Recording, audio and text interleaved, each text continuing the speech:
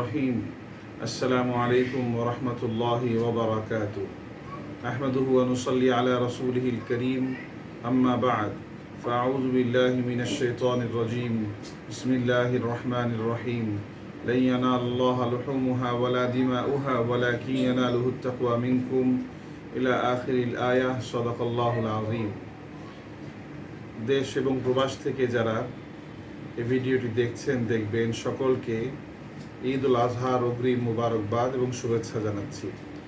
সম্মানিত দর্শক, আমরা ঈদ উল আজহার একেবারে নিকটবর্তী চলে এসেছি এবং আজকে আমাদের বাংলাদেশ থেকে হজের যে শেষ ফ্লাইটটি ছিল সেটিও ইনশাল্লাহ আজকে ছেড়ে যাবে। আজকে এবং আগামীকাল সকালেই শেষ ফ্লাইটগুলো ছেড়ে যাবে।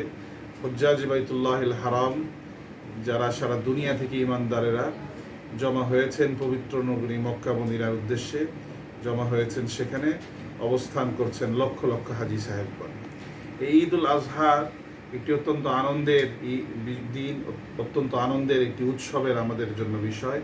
এই ঈদ উল আজহার ভিতরে সামর্থ্যবান যারা রয়েছেন, ইমানদার সামর্থ্যবান, তাদের জন্য কোরবানির বিধানকে ওয়াজিব করা হয়েছে। কোরবানি অত্যন্ত একটি গুরুত্বপূর্ণ বিষয়। ইসলামের শরীয়তের ভিতরে কোরবানির অত্যন্ত গুরুত্ব এবং তাৎপর্য রয়েছে। আল্লাহ পাক কোরবানির পশু সম্পর্কে কালামে পাকে ইরশাদ করেছেন, লা ইয়ানালুল্লাহু লুহুমুহা ওয়ালা দিমাউহা। আল্লাহ পাকের নিকট কোরবানির পশুর গোশত পৌঁছায় না, তার রক্তও পৌঁছায় না। ওয়ালাকিন ইয়ানালুহুত তাকওয়া মিনকুম। আল্লাহ পাক বলেন, আল্লাহ পাকের নিকট পৌঁছায় তোমরা কতটুকু আন্তরিকতার সাথে, কতটুকু খোদাবিধির সাথে এই কোরবানিকে সম্পাদন করছো, এই তোমাদের আন্তরিকতাটা পৌঁছে যায়। রাসূল সাল্লাল্লাহু আলাইহি ওয়াসাল্লামের অসংখ্য হাদিসে পাকের ভিতরে কোরবানির ব্যাপারে দিক নির্দেশনা রয়েছে।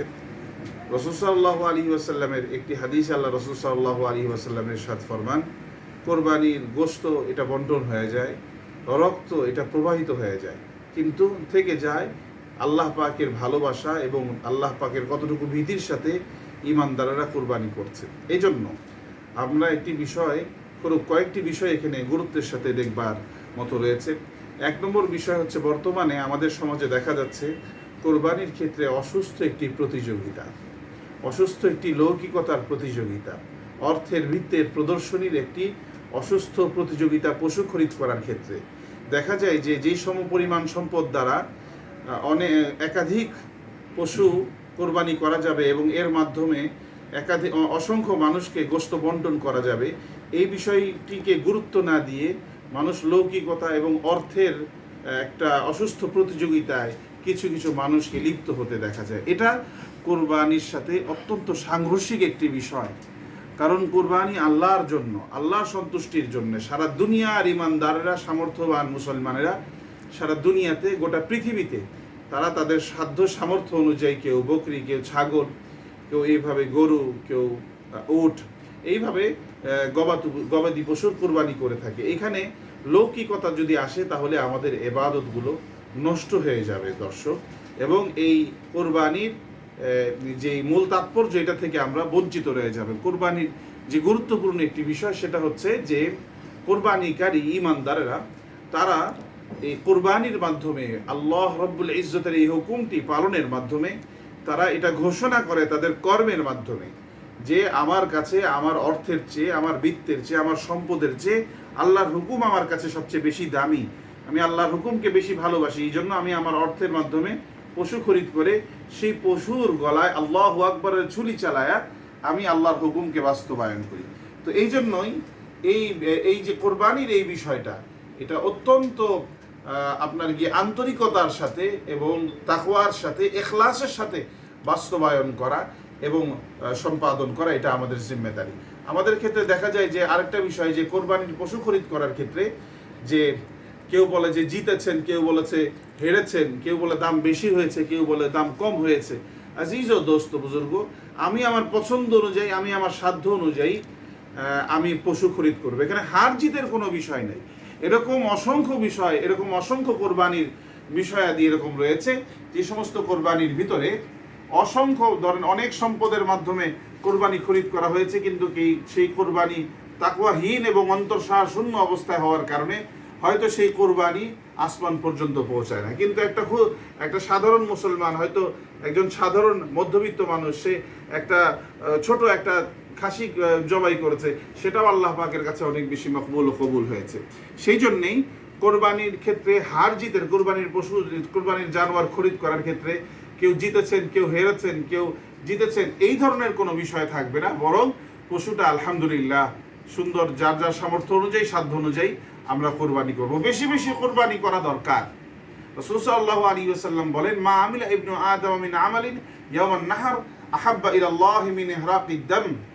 এই কোরবানির ঈদের দিন আল্লাহ পাকের নিকট সবচেয়ে প্রিয় আমল হচ্ছে আল্লাহর নামে জানোয়ার জবাই করে আল্লাহর নামে রক্ত প্রবাহিত করা। আল্লাহর নামে, আল্লাহর মাখলুক এই জানোয়ারদেরকে কোরবানি করা। রাসূল সাল্লাল্লাহু আলাইহি ওয়াসাল্লাম বিদায় হজের মওকায়, আল্লাহ রাসূল সাল্লাল্লাহু আলাইহি ওয়াসাল্লামের তখন বয়স ছিল 63 বছর। আল্লাহ রাসূল সাল্লাল্লাহু আলাইহি ওয়াসাল্লাম বিদায় হজের মওকায় 63টি উট কোরবানি করেছিলেন। সুবহানাল্লাহ। তো এই জন্যই কোরবানি আল্লাহর নামে জানোয়ার খরিদ করে সামর্থ্যবানেরা আল্লাহর নামে জানোয়ার খরিদ করবে এবং সেই জানোয়ারকে আল্লাহর নামে জবাই করে আল্লাহর মহব্বত আর ভালোবাসার মুজাহেরা করবে, আর সেই জানোয়ারের গোশতগুলোকে জনসাধারণ মুসলমানের মাঝে বন্টন করে দিবে। গোশত বন্টনের ক্ষেত্রে কিছু কিছু বিষয় এমন রয়েছে যেগুলো শরীয়তে ইসলামিয়ার ভিতরে এই সমস্ত বিষয়গুলোকে পছন্দ করা হয়নি। একটা বিষয় যেমন গোশত বন্টনের স্বাভাবিক তরিকা পদ্ধতি তো হচ্ছে যে গোশতকে 3 ভাগ করা এবং 1 ভাগ গরিবদের মাঝে বন্টন করা, 1 ভাগ আত্মীয় স্বজনের মাঝে বন্টন করা, আরেক ভাগ হচ্ছে নিজের কাছে রাখা। এখন গোশত বন্টনের ক্ষেত্রে অনেক সময় দেখা যায় যে সামাজিক কিছু বিষয় চলে আসে।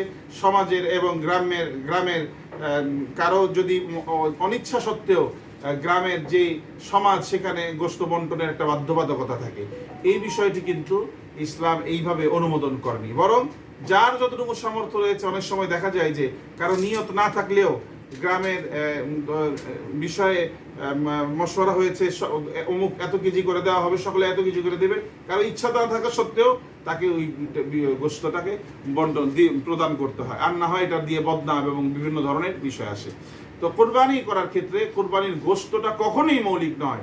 হাদিসের ভিতর রয়েছে, কোনো ব্যক্তি যদি 6 জন শরীক মিলে প্রস্তুতি গ্রহণ করেছেন, 6 জনের হালাল টাকা এবং নিয়ত সহি, কিন্তু সপ্তম একজন তার নিয়তের ভিতর এটা যে আমি এটাকে কোরবানি আমি করছি, কিছু গোশত খাওয়া যাবে, যদি এরকম একজনের নিয়ত নষ্ট হয়ে থাকে তাহলে 7 জনের একজনেরও কোরবানি সহি হবে না। কোরবানির বিষয়টা নিয়তের সাথে সম্পর্কিত, কোরবানির বিষয়টা আল্লাহ পাকের মহব্বতের সাথে সম্পর্কিত। এখানে লৌকিকতা এবং কোনো ধরনের প্রদর্শনী এবং অসুস্থ কোরবানির জানোয়ার ক্রয় করার ক্ষেত্রে যে অসুস্থ প্রতিযোগিতা, এটা পরিহারযোগ্য। যার যতটুকু সামর্থ্য রয়েছে, যার যতটুকু সাধ্য রয়েছে, সেই সামর্থ্য আর সাধ্যকে বিবেচনা করে আমরা বেশি বেশি কোরবানি করব। আল্লাহ রাব্বুল ইজ্জত আমাদেরকে তার নামে এই সওয়াবের কাজে আমাদের সামর্থ্যবান মুসলমানদেরকে এগিয়ে আসার এবং অংশগ্রহণ করার তৌফিক দান করেন। আরেকটা বিষয় কোরবানিকে কেন্দ্র করে কিছু অপপ্রচার চালানো হয় যে কোরবানি না করে সদকা করা, কোরবানির টাকাকে সদকা করা, এবং কোরবানির দিন এত পশু জবাই করার মাধ্যমে পশুর সংকট তৈরি হবে। আলহামদুলিল্লাহ সুম্মা আলহামদুলিল্লাহ, আজ হাজার হাজার বছর যাবৎ মুসলমানেরা ঈদ উল আজহায় কোরবানি করছে এবং প্রতিনিয়ত জানোয়ার গোটা পৃথিবীতে কোরবানির জানোয়ার, এই গবাদি পশুর আলহামদুলিল্লাহ এটার প্রতিনিয়ত বৃদ্ধি পাচ্ছে আলহামদুলিল্লাহ। আর যে সমস্ত জানোয়ারকে কোরবানি করা হয় না, আপনারা পরিসংখ্যান দেখবেন যে এই সমস্ত জানোয়ারের সংখ্যা দিন দিন কমে যাচ্ছে। কাজেই কোরবানির জানোয়ারকে খরিদ করে এটাকে কোরবানি করবার মাধ্যমে এই জানোয়ারের ভিতর আল্লাহ বরকত দিবেন এবং এটাকে আল্লাহ পাক আরো বাড়ায় দিবেন। মানুষের অন্তরে এই জানোয়ার প্রতিপালন, লালন পালন এবং এই জানোয়ারকে প্রস্তুত করা এবং তার মাধ্যমে কিছু আয় উপার্জন, গোটা পৃথিবীতে এই মুসলমানদের কোরবানিকে কেন্দ্র করে হাজার হাজার লক্ষ কোটি মানুষের কর্মসংস্থানের ব্যবস্থা হচ্ছে, এই গবাদি পশু প্রতিপালনের ফার্মিং এর ব্যবস্থা হচ্ছে এবং মানুষের হালাল উপার্জনের ব্যবস্থা হচ্ছে।